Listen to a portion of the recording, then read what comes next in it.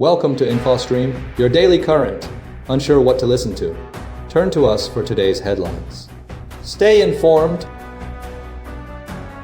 Zelensky visits Washington as peace talks evolve. UK launches children evacuation program from Gaza. Jimmy Lai trial concludes with health concerns. Myanmar election scheduled for December 28th. Qantas faces record fine for Layoffs. M23 suspends talks over compliance issues. South Africa's dialogue faces uncertainty. Poilievre battles River-Crowfoot. Bolivia elects new president. Europe pursues digital sovereignty. Crypto market driven by policy and investment. Economic data concerns rise in the US. Texas and California address redistricting. Trump and Schiff engage in escalated conflict. Mascot debate dominates Massapequa schools. Zelensky visits Washington amidst shifting peace negotiations. For President Volodymyr Zelensky arrived in Washington, D.C. for crucial talks aimed at securing a lasting peace agreement with Russia, accompanied by European Commission President Ursula von der Leyen and leaders from several other nations.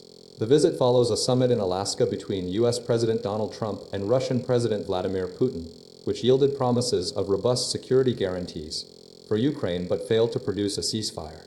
A central point of contention remains the territorial status of Ukraine, with Trump suggesting a willingness to accept Russian control over 5 Ukrainian regions, including Donetsk and Lugansk, in exchange for a freeze of the front line in Kherson and Zaporizhzhia. This proposal reflects a significant shift in U.S. policy, departing from the previously staunch opposition to Russian territorial gains.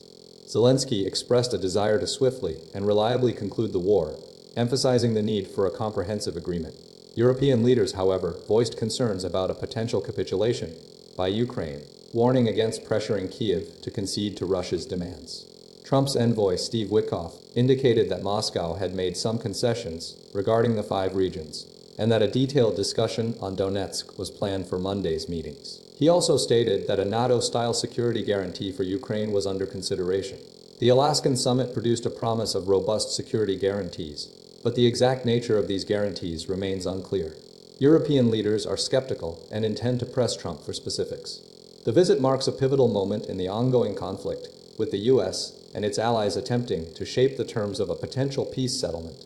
The discussions will focus on securing security guarantees, the territorial status of Ukraine, and the overall framework for a lasting agreement.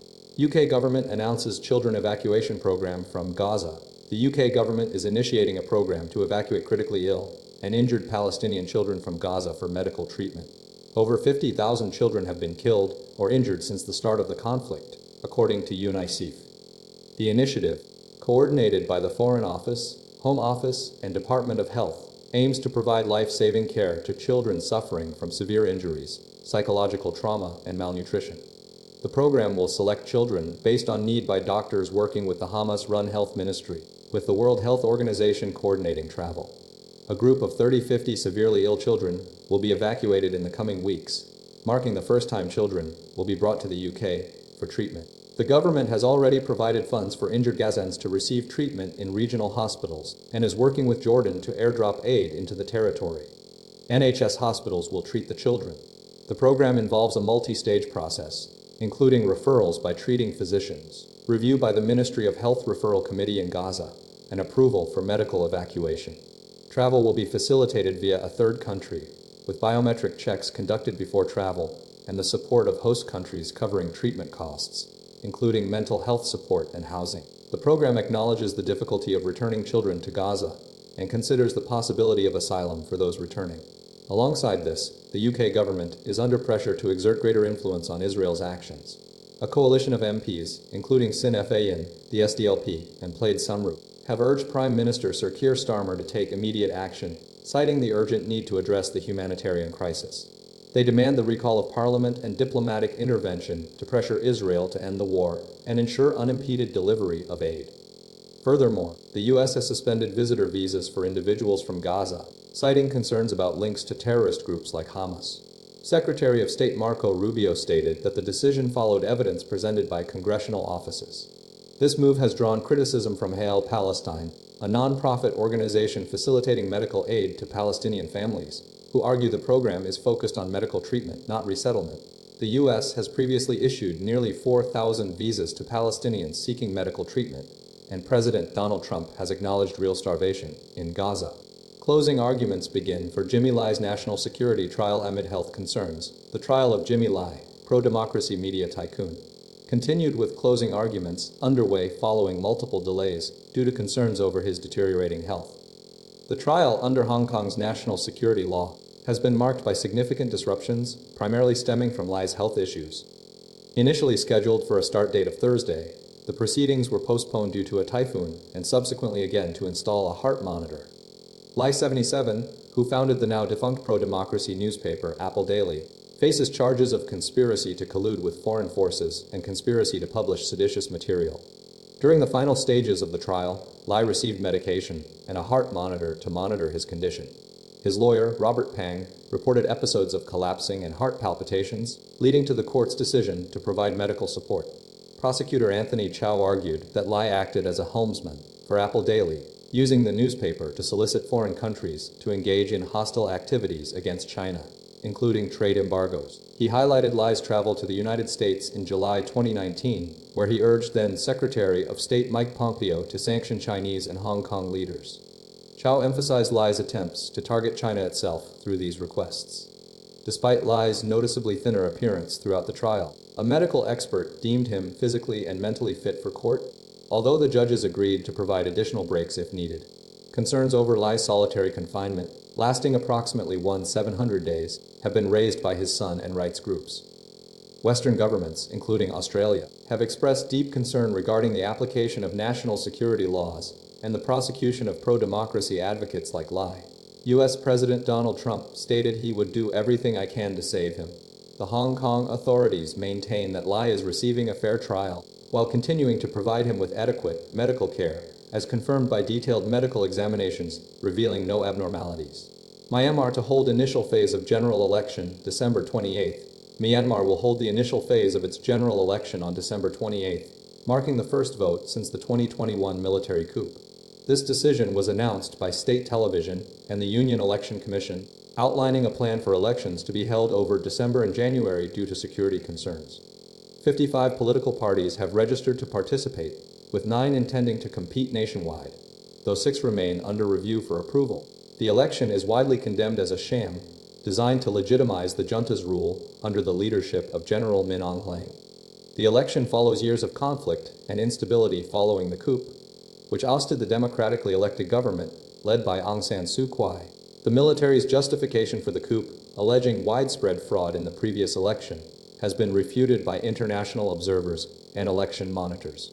Despite the challenges posed by ongoing violence and resistance from armed groups controlling significant portions of the country, the junta insists on proceeding with the vote. Critics, including the United Nations Special Rapporteur on the human rights situation in Myanmar, Tom Andrews, view the election as a tool for the military to maintain power through proxy political parties.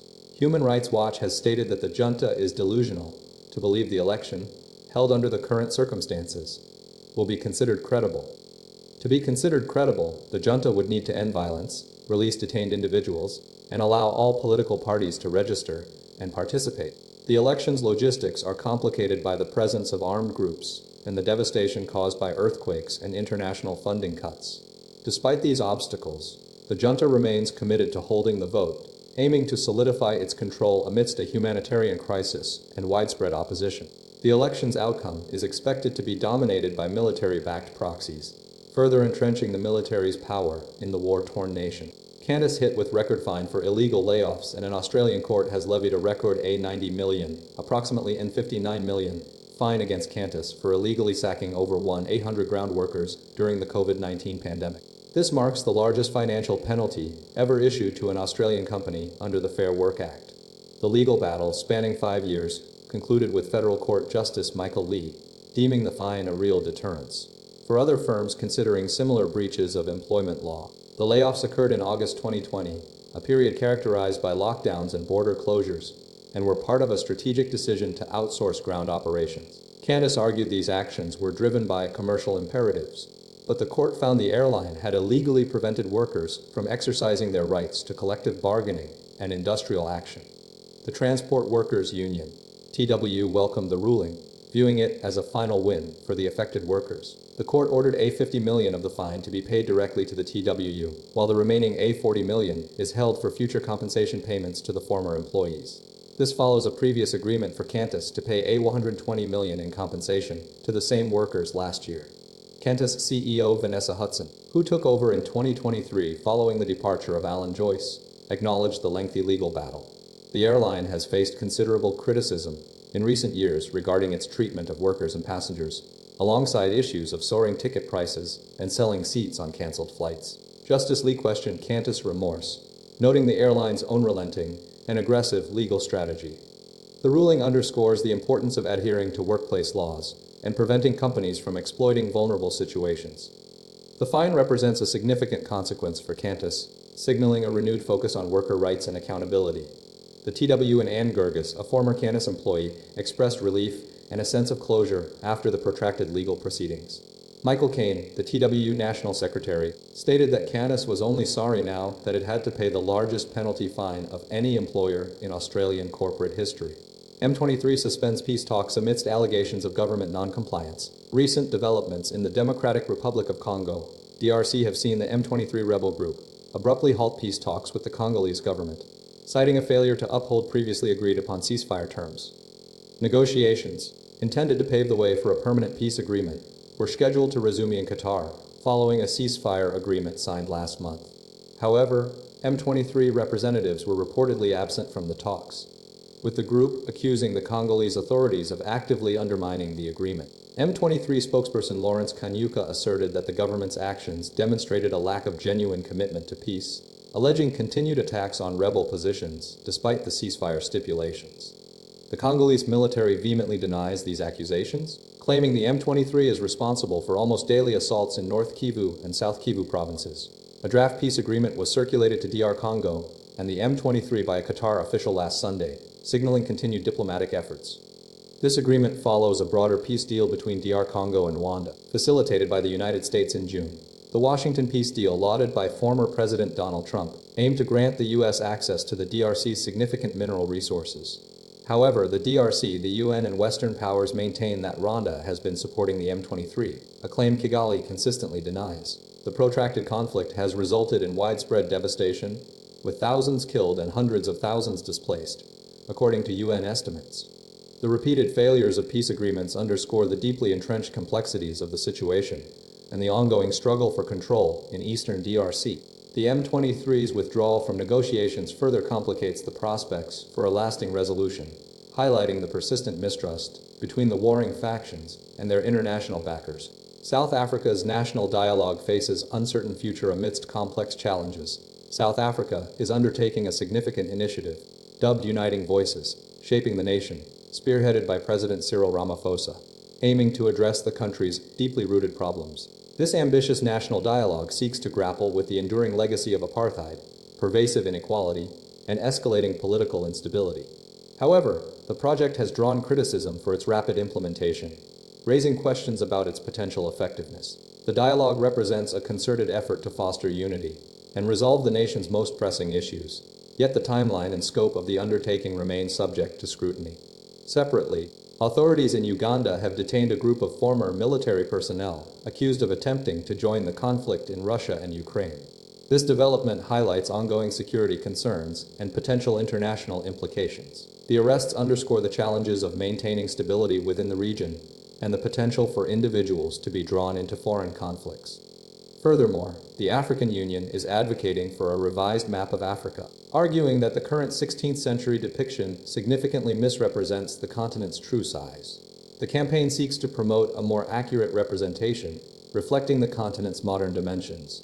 Advocates are pushing for a change that better reflects Africa's current geographical reality. This initiative reflects a broader effort to assert African agency and promote a more accurate understanding of the continent's scale and importance on the global stage. The combined efforts across South Africa, Uganda, and the African Union demonstrate a range of critical issues demanding attention. Poilievre's crucial battle River-Crowfoot test, Conservative Party leader Pierre Poilievre is engaged in a critical by-election campaign in the Battle River-Crowfoot riding of Alberta, a test of his leadership and the Conservatives' ability to regain support. Following his defeat in the April general election, where he lost his Ottawa area seat, Poilievre is vying for the rural Alberta riding, a region significantly larger than Nova Scotia. This election serves as a key indicator of his leadership's viability, particularly as he faces a mandatory leadership review in January. The election is complicated by the presence of the Longest Ballot Committee, a group advocating for a review of Canada's first past the post-electoral system, which has flooded the ballot with numerous independent candidates protesting the current system. Poilievre has dismissed the group as a scam and proposed rule changes to curb such campaigns. Despite the challenges, Poilievre is attempting to connect with voters, emphasizing his loyalty to Canada and addressing concerns about separatist sentiment within the province. He has been actively criticizing Prime Minister Mark Carney and the Liberal government's handling of trade disputes, particularly the 76% tariff on Canadian canola, which directly impacts the region's agricultural sector. The election is notable for the unusually high number of candidates, totaling 214, including Damien Carec, who resigned to allow Poilievre to run. To manage the complex ballot, the elections agency implemented a write-in ballot system. Approximately 14,500 voters have already cast advance ballots. Conservative candidates in the riding traditionally receive at least 70% of the vote, but Poilievre's margin of victory will be closely scrutinized. The election's outcome will significantly influence his leadership review and potentially shape the future direction of the Conservative Party. Poilievre's attempts to highlight the economic impact of trade policies and his stance against the current electoral system are central to his campaign strategy. The election's results will be a critical step in determining whether Poilievre can successfully return to the House of Commons and demonstrate his leadership capabilities. Bolivia elects first non-left-wing president in 2 decades. Bolivia is poised to elect its first president from outside the left-wing political camp in nearly 2 decades, following a closely contested first-round presidential election. Senator Rodrigo Paz Pereira of the Christian Democratic Party emerged as the frontrunner, securing the top spot, with former President George Quiroga finishing second. Neither candidate achieved an outright victory, triggering a runoff election scheduled for October. Paz Pereira's campaign centered on redistributing funds to regional entities, combating corruption, and promoting accessible credit alongside tax breaks for the formal economy and removal of import barriers. The election marks a significant shift for the Latin American nation, occurring amidst Bolivia's worst economic crisis in years, characterized by fuel shortages, foreign currency deficits, and high inflation. Luis Arce, the current president and leader of the Movimiento al Socialismo, MAS party, declined to seek re-election, reflecting widespread unpopularity. The runoff election will likely influence Bolivia's foreign policy, potentially leading to closer ties with the United States, a shift from the country's previous strengthening relationships with China, Russia, and Iran, as indicated by a recent U.S. congressional report. Paz Pereira's capitalist stance could attract foreign investment in Bolivia's substantial lithium reserves, crucial for battery production. However, the election has been marred by significant unrest, with supporters of the MAS party exhibiting hostility towards left-wing candidates. Instances of intimidation and violence were reported, including stones being thrown at Andra Nico Rodriguez, a former MAS member, and an explosive device being detonated at Rodriguez's polling station. These actions underscore the deep divisions within Bolivian society and the challenges facing the country's political landscape. The MAS party's supporters have demonstrated considerable opposition to the shift towards a right-wing government. The election represents a pivotal moment for Bolivia, signaling a potential departure from its long-standing socialist trajectory. Europe's quest for digital sovereignty, recent concerns regarding the dominance of U.S. tech giants Google, Microsoft, and Amazon have spurred a critical examination of Europe's reliance on these companies for cloud computing infrastructure. The potential for a kill switch from a U.S. administration, exemplified by the ICC prosecutor's access issues, has intensified discussions around digital sovereignty. While the immediate threat remains uncertain, the situation has propelled efforts to establish independent European alternatives. Several European providers, such as OVH Cloud and T-Systems, are attempting to fill the gap, though they currently represent a small fraction of the market due to a lack of scale and capabilities. Open-source solutions like LibreOffice and Linux are also gaining traction, particularly within governmental organizations. The German state of Schleswig-Holstein is actively phasing out Microsoft products in favor of these open-source options. The ICC's experience highlighted vulnerabilities and prompted a renewed focus on safeguarding critical data. Microsoft, Google, and Amazon have responded by offering sovereign, cloud solutions, including data storage within European regions and customer control over encryption. Microsoft has pledged legal action if a U.S. government order were to suspend services. The ambitious Gaia X project, designed to create a European-based cloud platform, has faced criticism and delays. Experts suggest that completely eliminating U.S. influence from the supply chain is unrealistic. Instead, Europe is exploring strategic advantages in areas like industrial AI and next-generation chipmaking equipment, recognizing the competitive landscape. The Center on Regulation in Europe, CRE, proposes a limited sovereign cloud for government data, acknowledging the difficulty of displacing established players. Despite the challenges, a shift towards greater technological independence is gaining momentum, driven by security concerns and a desire for greater control over data and technology within European borders. The key takeaway is a growing recognition of the need for European resilience in the digital realm. Crypto surge fueled by policy shifts and investor enthusiasm.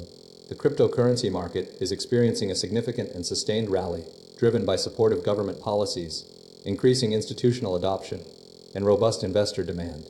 Bitcoin has reached record highs, and related companies, including Robinhood, Coinbase, and Strategy, have seen substantial gains. The S&P 500 and Nasdaq 100, while also rising, lag significantly behind the crypto market's performance. Several key policy changes have contributed to this surge. President Donald Trump's executive order opened the door for cryptocurrencies to be included in 41 SICA plans, boosting Bitcoin's value. The passage of the Genius Act, establishing regulations for stablecoins, has been met with industry enthusiasm. J.P. Morgan Chase's involvement, spearheaded by CEO Jamie Dimon, signals a growing acceptance of stablecoins within the traditional financial system. BlackRock's launch of a Bitcoin exchange-traded fund, ETF, has provided a more accessible entry point for investors, further accelerating demand. Institutional adoption is a critical factor. Major players like BlackRock and J.P. Morgan are actively engaging with the crypto space, demonstrating a shift in Wall Street's perspective. Strategic infrastructure deals, such as Google's partnership with TerraWolf, are also fueling market momentum. Retail investors are driving much of the demand, particularly motivated by the potential for diversification within 41 SICAs. However, concerns remain regarding potential risks, with only a small percentage of global fund managers exposed to cryptocurrency. Despite these concerns, the market continues to climb, with analysts predicting a broader cycle of growth. Regulatory developments, including the Genius Act and J.P. Morgan's involvement, are shaping the landscape. However, some advocacy groups caution about the lack of consumer protections and the potential for importing crypto risks into the regular financial system. Despite these warnings, the overall trend remains bullish, with significant investment and growth anticipated in the coming months. The industry is actively seeking to establish itself as a key component of the global financial system, supported by governmental backing and growing market confidence. U.S. economic data manipulation fears rise amidst BLS controversy. Recent concerns have escalated regarding potential manipulation of U.S. economic data following President Donald Trump's dismissal of Bureau of Labor Statistics, a BLS Commissioner Erica Mantarfer. This action, coupled with accusations of political interference, echoes historical instances of data fabrication by other nations, notably Greece and Argentina, highlighting the potential consequences for global financial markets and economic decision-making. Greece's infamous manipulation of its national deficit figures in 2001, intended to secure entry into the Eurozone, serves as a cautionary tale. Similarly, Argentina's decades-long struggle with untrustworthy inflation data, stemming from actions like demoting an inflation statistician in 2007, severely hampered investment and credit access. These cases demonstrate how falsified data can exacerbate economic crises and erode investor confidence. However, the U.S. economy's scale, the world's largest at over $30 trillion, distinguishes it from these previous examples. The BLS is widely recognized as a world-class institution, a gold standard for economic data, and is staffed by statisticians and economists who are utterly non-political. Despite this, recent revisions to U.S. job numbers, including a substantial decrease in annual job growth, have raised questions about the BLS's methodology and data collection processes. Large revisions, such as the August 2024 annual revision showing 18,000 fewer jobs over the past year, suggest potential structural issues within the BLS's data models. These concerns are compounded by reported budget cuts impacting data collection efforts, potentially leading to delays and inaccuracies. The U.S. relies on multiple data sources, including the Census Bureau and the Bureau of Economic Analysis, to supplement BLS figures. While the immediate threat of a fully manipulated U.S. economy is considered low due to its size and established data infrastructure, the controversy underscores the importance of maintaining data integrity and the potential ramifications of political interference on economic reporting. The potential for significant market reactions to revised data, particularly concerning the $2 trillion market for securities linked to U.S. inflation data, remains a key concern for bond investors. Ultimately, the situation highlights the critical role of independent and reliable economic data in fostering informed decision-making and maintaining global financial stability. Texas Democrats return. California responds to redistricting efforts. Texas House Democrats, who had fled to other states to stall Republican redistricting, returned to Austin on Monday, effectively granting the GOP a two-thirds quorum necessary to advance new congressional maps ahead of the 2026 elections. This move triggered a race between Texas and California, with California poised to enact countermeasures designed to offset Texas's mid-decade redistricting push. The return of the Texas Democrats signifies a critical turning point in the escalating fight over congressional district boundaries. The Republican strategy, spearheaded by Governor Greg Abbott and the GOP-controlled legislature, aims to create 5 additional Republican-leaning districts. This effort, prompted by President Donald Trump, is intended to bolster the Republicans' position in next year's midterm elections. Simultaneously, Republicans are pursuing similar redistricting initiatives in Indiana and Missouri and Ohio, seeking to expand their congressional advantage. In response, California Democrats are preparing to introduce legislation to redraw congressional boundaries, aiming to secure 5 additional seats. This move requires voter approval through a statewide referendum, a significant undertaking given the state's constitutional mandate for an independent redistricting commission. The California legislative push is timed to coincide with the Texas efforts, creating a national ripple effect. However, opposition to the California push is emerging. Former Governor Arnold Schwarzenegger has publicly voiced his support for combating gerrymandering, and Charles Munger Jr., a prominent Berkshire Hathaway investor, is committed to preserving the state's independent redistricting commission. This opposition highlights the broader debate surrounding fair representation and the role of partisan influence in redistricting. Furthermore, good government groups like the League of Women Voters and Common Cause are evaluating California's redistricting proposal based on specific criteria, including public participation and a defined expiration date, suggesting a cautious approach to the initiative. The situation is complex, with multiple states engaged in a redistricting arms race, potentially reshaping the political landscape of the United States. The outcome of these efforts will have significant implications for the balance of power in Congress and the future of American democracy. Trump's escalated feud with Schiff intensifies as Justice Department launches new investigations. Donald Trump is intensifying his long-standing feud with former House Intelligence Committee Chairman Adam Schiff, utilizing federal agencies and investigations to pursue what he characterizes as retribution. The core of the conflict revolves around allegations that Schiff leaked classified information during the Trump administration, claims that have been repeatedly debunked. Recent actions highlight the extent of Trump's strategy. Last week, FBI Director Kash Patel declassified internal FBI interview notes from 2017, 2019, and 2023 stemming from an investigation into these alleged leaks. The notes detail accusations from a former House Intelligence Committee staffer that Schiff and Democratic staffers intended to leak classified information about Trump and Russia with the goal of indicting the president. This staffer, whose name remains undisclosed, was fired from the committee in 2017 for cause, not due to leaking, according to sources. The Justice Department has responded by opening new investigations, mirroring actions taken during Trump's first term. The department is now investigating Schiff and Representative Eric Swalwell, further fueling the conflict.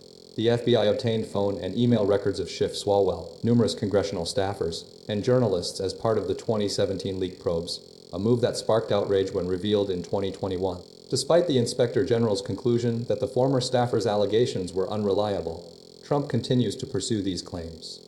Schiff has consistently dismissed the accusations as baseless, and a tactic to distract from the Jeffrey Epstein files. Text messages obtained by CNN show the staffer attempting to reconnect with Swalwell years later, further illustrating the nature of the conflict. The Justice Department's actions, spearheaded by figures like Kash Patel, who served as Trump's representative to the National Archives, represent a concerted effort to hold Schiff accountable. Patel's involvement, alongside former U.S. Attorney for the District of Columbia Ed Martin, adds a layer of scrutiny to the investigations. The legal battles surrounding these investigations, including Patel's lawsuit against Trump's former Justice Department and FBI appointees, are ongoing. The conflict underscores a sustained effort to damage Schiff's reputation and legacy. Massapequa School District becomes epicenter of native mascot debate. The Massapequa, Long Island, School District's steadfast refusal to change its Native American mascot logo has thrust it into the national spotlight, becoming the focal point of a legal and political battle over the use of Native American imagery in sports. President Donald Trump's active support for the district's stance has amplified the controversy, leading to intervention by federal agencies and a protracted legal fight against New York State's mandate to eliminate such mascots. Initially, the dispute centered on the Massapequa Chiefs logo, an image that triggered a lawsuit against the state. However, the Department of Education intervened, arguing that the state's ban constituted discriminatory behavior, violating Title VI of the Civil Rights Act of 1964. The district's lawyer, Oliver Roberts, has positioned the case as a defense against what he describes as woke bureaucrats attempting to erase American history and tradition. The legal strategy hinges on the assertion that the state's action is itself discriminatory, a claim that has yet to be definitively proven.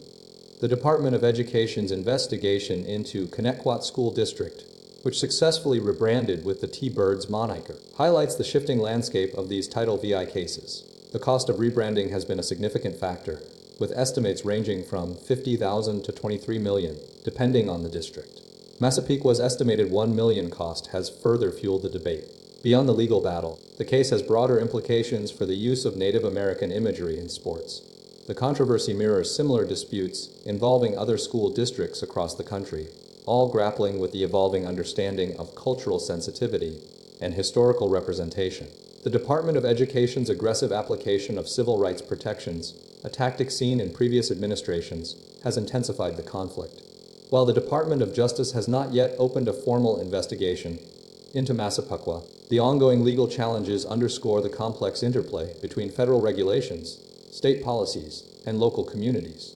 The case has drawn attention to the broader movement advocating for the removal of Native American mascots, driven by concerns about perpetuating stereotypes and causing harm to indigenous communities.